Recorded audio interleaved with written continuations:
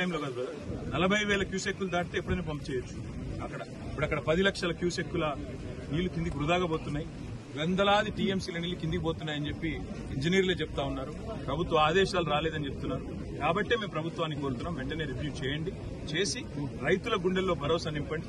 ఎప్పుడైనా చిన్న ఇదేం పెద్ద అర్థం కాని ముచ్చట కాదు కదా.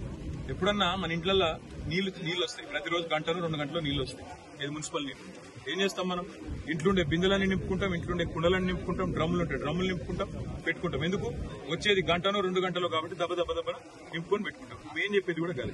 కింది గుత్తగా పోతున్నాయి నీళ్లు, వాటిని పంపు చేసి మొత్తం ఎస్ఆర్ఎస్పీ నుంచి మనం కట్టిన కాళేశ్వరంలో కట్టుకున్న రిజర్వాయర్లన్నీ నింపుకుంటే 240 పైచిలకు టీఎంసీల నీళ్లను ఆపుకోవచ్చు. 240 టీఎంసీలు అంటే 24 లక్షల ఎకరాలకు నీళ్లు ఇవ్వచ్చు. ఒక టీఎంసీ 10,000 ఎకరాలకు నీళ్లు ఇవ్వచ్చు. నీళ్లున్నాయి, తప్పకుండా వెంటనే నింపి పెట్టండి అని చెప్తున్నాం. అంతకంటే ఇలా బేసిజాలకు పోవాల్సిన అవసరం లేదు. మేము చెప్పినాం కాబట్టి చేయొద్దు అనే ఆలోచనతో రైతుల కోసం చేయమని ప్రభుత్వానికి రేపు మాట్లాడదాం మిగతా విషయాలు.